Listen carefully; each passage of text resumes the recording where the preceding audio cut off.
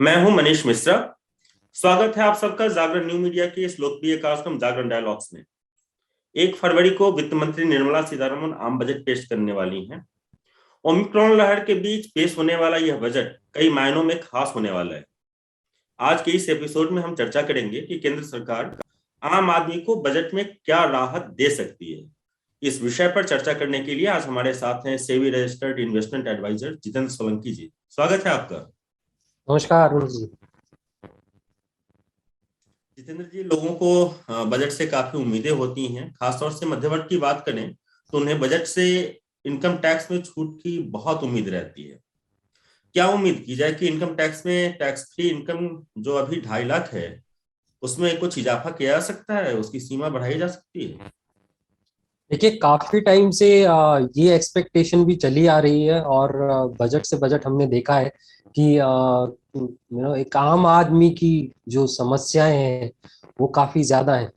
और income budget में हमेशा ये उम्मीद रहती है कि इनकम टैक्स में कुछ ना कुछ राहत ऐसी मिले जिससे कि आम आदमी की जो समस्याएं हैं, खासकर जो पैसे को लेकर जो समस्याएं हैं, उसमें राहत मिले। तो जो बेसिक एग्जेम्पशन है जो कि 2.5 लाख काफी समय से है, उसकी एक्सपेक्टेशन ये है कि उसको बढ़ाकर जो है 3 लाख तक एटलीस्ट किया जाए। कुछ वर्क के लिए किया गया था ये एग्जेम्पशन। हमने देखा 80 साल से जो ऊपर के हैं, 60 से 80 साल के बीच में है, वहां पे जरूर किया गया था। बट जो 60 साल से नीचे हैं उनके लिए बेसिक एग्जेम्पशन अभी भी काफी सालों से वहीं पर है।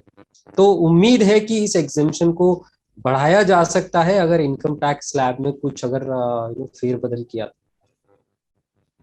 जी, एक सवाल और भी उठता है कि अगर सरकार इनकम टैक्स में छूट की सीमा बढ़ाती है, जो हम इनकम टैक्स स्लैब की बात कर रहे हैं, अगर तो बढ़ाती है तो सरकार को इससे क्या फायदा हो सकता है?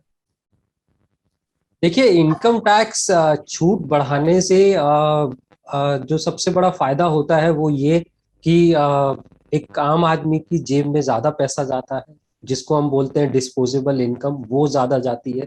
और जब इनकम ज्यादा जाती है तो वो आदमी जो है खर्च करता है या निवेश करता है।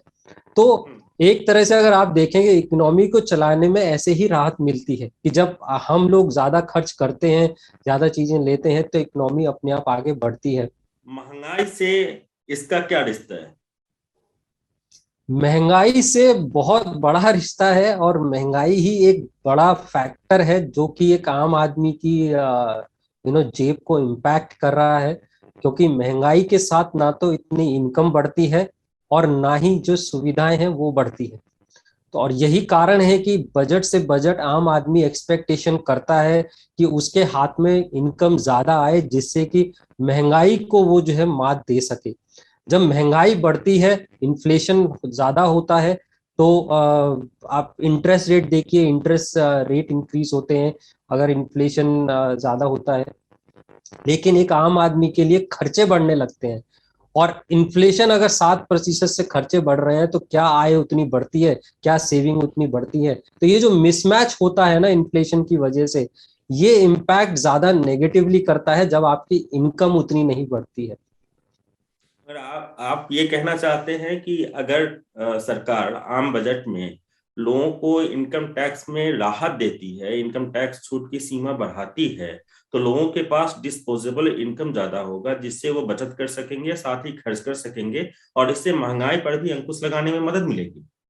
जी हाँ, उससे महंगाई में भी अंकुश आएगी। क्योंकि जब आपके एक आम आदमी की जेब में ज्यादा डिस्पोजेबल इनकम जाएगा, खर्च करेगा, बचत करेगा, तो अपने आप इस तरीके से जो है इन्फ्लेशन को जो इम्पैक्ट है वो अपने आप कम होगा। तो ये जरूरी है। खासकर पिछले हम पेंडेमिक से निकल के आए हैं, हमने देखा है किस तरीके से खर्चे एक आम आदमी को इम्पैक्ट करते हैं। तो ये इम्पैक्ट तो जरूर होगा। जी, एक और बात अभी मतलब उम्मीद की जा रही है, एक्सपेक्टेशन है बजट से कि 2019-20 के बजट में जो स्टैंडर्ड डिडक्शन की राशि 50,000 रुपए की गई थी, उसकी सीमा इस बार बढ़ाई जा सकती है। इसके पीछे क्या लॉजिक हो सकता है? देखिए, स्टैंडर्ड डिडक्शन गवर्नमेंट ने इंट्रोड्यूस किया था, कि एक सिंगल उसमें राहत देने के लिए कि एक सीधा सीधा डिडक्शन हो जिससे जो है इनकम टैक्स में सेविंग कर सके। जी। बट अब हम इन्फ्लेशन को देखते हैं और खर्चों को देखते हैं और पिछले 2-3 साल के पीरियड को देखते हैं, तो कहीं ना कहीं 50,000 की रियायत बड़ी कम लगती है, और कंसीडरिंग के जो दूसरे डिडक्शंस हैं वो वहीं के वहीं है, उसमें कोई अभी तक बढ़ोतरी नहीं हुई है। तो इसलिए लगता है कि स्टैंडर्ड डिडक्शन को अगर बढ़ाया जाए तो एक आम आदमी के लिए राहत की बात होगी।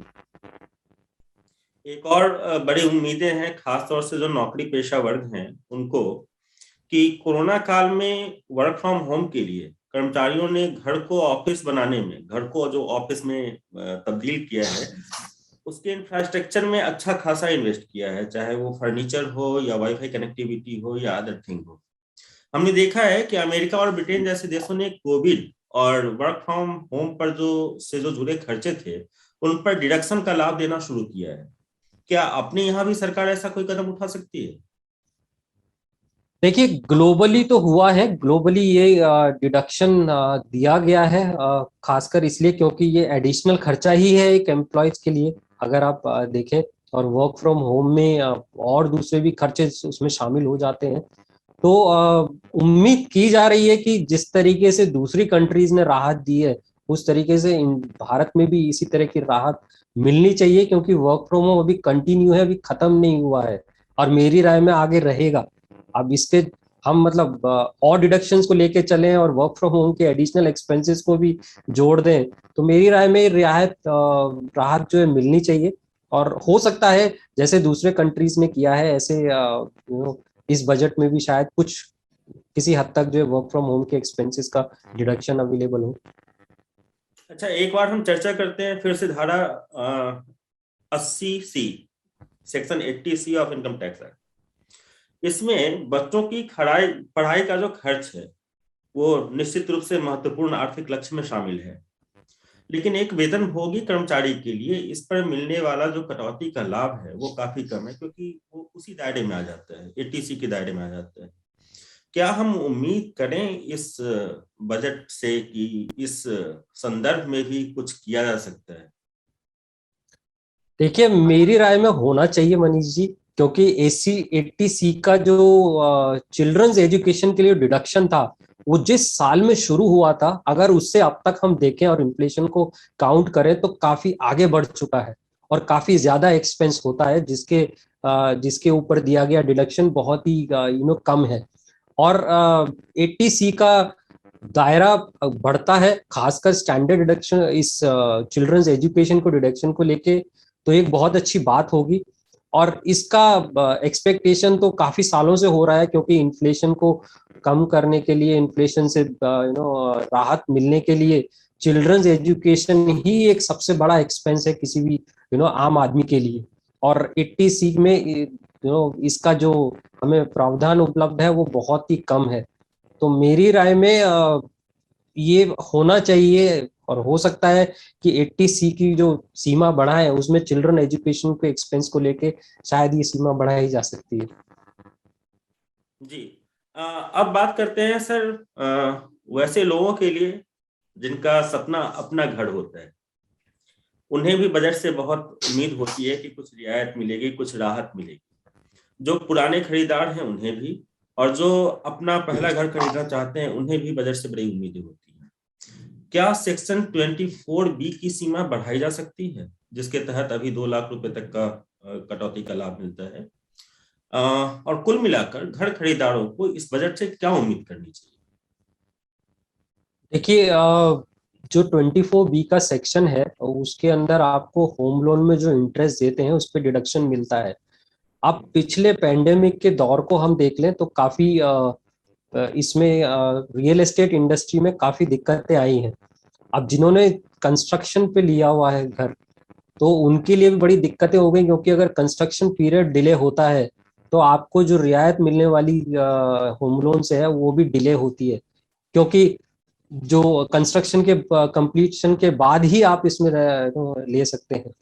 तो मेरी राय में कहीं ना कहीं बजट से ये भी उम्मीदें हैं कि जो ये पेंडेमिक के टाइम पे जिस तरीके से जो घर लेना चाहते हैं या जिन्होंने घर लिया है, अभी नया लिया है घर, उनको जिस तरह से दिक्कतें आई हैं, तो कहीं ना कहीं इस 24B सेक्शन में कुछ रियायत आ सकती है। अब ये रियायत या तो इसको बढ़ाकर आ सकती है, या फिर जो आप कंस्ट्रक्शन के टाइम पे जो आप पेमेंट करते हैं और वो बाद में शुरू होता है, उसको लेके कोई रियायत आ सकती है।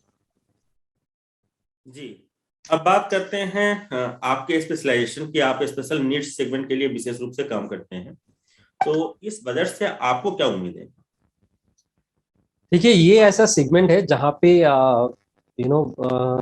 जो प्रावधान है इनकम टैक्स में बहुत ही कम है, और जैसा हम आम आदमी से एक्सपेक्ट करते हैं वैसे ही स्पेशल चिल्ड्रन फैमिलीज जो होती हैं उनके खर्चे एक आम आदमी से ज्यादा ही होते हैं। अब उसके अवध में उसके बदले जो डिडक्शन मिले हुए हैं वो बहुत ही कम है, और सालों से वही चले आ रहे हैं। हालांकि पिछले कुछ बजट में इसको बढ़ाया गया था, जो हम 80U और 80DDB में जो हम डिडक्शन लेते हैं, लेकिन अभी भी वो कम है। और वो कम इसलिए है क्योंकि जो रेगुलर खर्चे होते हैं स्पेशल चिल्ड्रन फैमिलीज के लिए, उनके लिए कोई डिडक्शन अवेलेबल नहीं है। तो हमारी स्पेशल चिल्ड्रंस फैमिलीज की यही उम्मीदें रहती हैं कि या तो कुछ ऐसा सेविंग प्रोडक्ट लाया जाए, जैसे कि सुकन्या समृद्धि है, या जो स्पेसिफिकली गर्ल चाइल्ड के लिए बना है, इस तरह का कोई स्पेसिफिक प्रोडक्ट लाया जाए, उसमें कुछ टैक्स बेनिफिट अवेलेबल हो, या ये जो डिडक्शंस अवेलेबल है इनको बढ़ाया जाए, या फिर कोई ऐसा डिडक्शन लाया जाए जिससे जो आम खर्च, जो रेगुलर खर्चे होते हैं स्पेशल चाइल्ड को लेके, उस पे वो लोग डिडक्शन ले सके। जी, अंत में हम बात करते हैं इलाज पे। जो अभी बढ़ता खर्च है, हम लोगों ने इस कोरोना महामारी के दौरान देखा है कि इलाज पे बेतहाशा खर्च हुआ है। एक रिपोर्ट भी आई है कि टियर 1 और टियर 2 जो सिटीज हैं, वहां लोगों ने एक साल के दौरान जमकर हेल्थ इंश्योरेंस की खरीदारी की है। हालांकि उसका टिकट साइज जो सम इंश्योर्ड था वो अपेक्षाकृत कम रहा है। तो अब इलाज पर बढ़ते खर्च और हेल्थ इंश्योरेंस के प्रीमियम को देखते हुए क्या सेक्शन 80D की सीमा में बजट में कुछ राहत दी जा सकती है? क्योंकि अभी ये लिमिट जो है 25,000 है, अगर जब जी इंडिविजुअल फैमिली की हम बात करें तो। हाँ, ये 25,000 है, और अगर पेरेंट्स होते हैं तो 50,000 तक पहुंच जाती है ये लिमिट। बट अगर हम हेल्थ इंश्योरेंस प्रीमियम्स को हम देखें, तो अब प्रीमियम इंक्रीज होने वाले हैं, जो एक्सपेक्टेशन आ रही है, जो लग रहा है कि हेल्थ इंश्योरेंस कंपनी प्रीमियम बढ़ाएगी। और पेंडेमिक के दौरान जो खर्चे हुए हैं हेल्थ उसको लेके, उसकी वजह से भी इम्पैक्ट आएगा। तो एक्सपेक्टेशन यही है कि हेल्थ इंश्योरेंस में या हेल्थ एक्सपेंसेस को लेके कुछ ना कुछ जो है बेनिफिट बजट में आना चाहिए, क्योंकि यही एक मुख्य एक्सपेंस रहा है पिछले 2-3 सालों में, पेंडेमिक के टाइम में, और बड़े बड़े खर्चे हुए हैं। तो मेरी राय में सबसे, मेरे ख्याल से सबसे बड़ा एक्सपेक्टेशन तो यही होगा कि ये जो हेल्थ को लेके जो खर्चे हो रहे हैं, या इसके आगे चल के जो प्रीमियम बढ़ने वाला है, इस पे कुछ ना कुछ जो है राहत आनी चाहिए। अब वो हेल्थ एक्सपेंसेस को किस तरीके से सरकार करती है, या हेल्थ इंश्योरेंस प्रीमियम को डिडक्शन में बढ़ा देती है, किसी भी तरीके से, बट ये राहत जरूर आम आदमी एक्सपेक्ट कर रहा है। और स्वाभाविक है कि बजट से आम जनता को काफी उम्मीदें होती हैं कि उनकी आय और बचत में इजाफे का कोई नया रास्ता खुलेगा। हालांकि वित्त मंत्री जी के पिटारे में विभिन्न सेक्टर्स के लिए राहत की क्या बात है, इसका खुलासा तो 1 फरवरी को ही होगा। बजट से जुड़ी खबरों के लिए आप बने रहें जागरण.com के साथ। जागरण डायलॉग्स का यह कार्यक्रम आप दैनिक जागरण के यूट्यूब चैनल पर भी देख सकते हैं, और इसका आलेख आप जागरण.com पर भी पढ़ सकते हैं। जितेंद्र जी, आपका और अपने सभी दर्शकों का बहुत बहुत धन्यवाद। धन्यवाद।